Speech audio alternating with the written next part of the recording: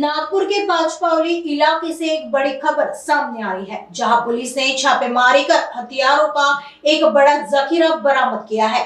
17 दिसंबर की शाम करीब 7 बजे पांचपावली पुलिस को गुप्त सूचना मिली थी कि पंचकुआ मैदान इलाके में एक घर के भीतर अवैध हथियार छिपा कर रखे गए हैं। सूचना मिलते ही पुलिस टीम ने जाल बिछाया और संबंधित घर पर अचानक छापा मारा। पुलिस की इस रेड में घर के अंदर रखे खतरनाक हथियार बरामद हुए हैं, जिनमें लोहे की तलवार, 3 लोहे के कोयते, 2 स्टील के दातेरी रॉड। पुलिस ने इन सभी हथियारों को जब्त कर लिया है, जिनकी कुल कीमत लगभग 3,500 रुपए बताई जा रही है। इस मामले में पुलिस ने घर की मालकिन रमा सिकलवार के खिलाफ मामला दर्ज कर उसे हिरासत में ले लिया है।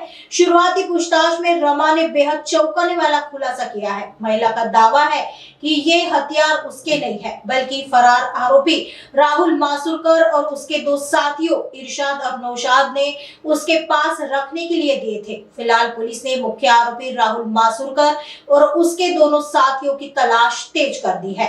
आगे की जांच पांचपावली पुलिस कर रही है। बरोबर निवडणूक अनुषंगाने एक सतर्कता म्हणून पेट्रोलिंग दरम्यान एक क्राईम ब्रँचने मोतीबाग परिसरात एक राहुल मासूरकरला ताब्यात घेऊन त्याच्याकडून पिस्टल, राऊंड, गांजा वगैरे जप्त केली।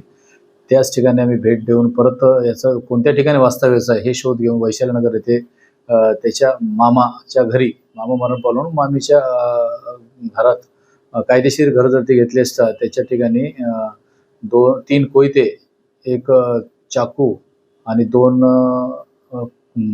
चापर्स असे जे बॅन असलेले किंवा पाते 9 इंचापेक्षा जास्त असलेले 6 हत्यारं सापडले। अंदाजे किंमत 3,500। ही कारवाई PSI माझगावकर आणि आनंद सिंग, राजू श्रीवास आणि पद्मा उके यांनी केलेली आहे। त्या अनुषंगाने ज्यांच्या ताब्यात होता रमा सिकलवार यांना आरोपी बनवले। रमा सिकलवारच्या बयानात सांगितले की राहुल मासूरकर तो भांजा आहे आणि त्याच्यासोबतचा इरशाद नावाचा आणि नौशाद नावाचे 2 मित्र, या तिघांनी त्या ठिकाणी हत्यार ठेवले असल्याचे माहिती मिळाल्यावरून जप्ती आणि गुन्हा दाखल करण्याची कारवाई करण्यात आली।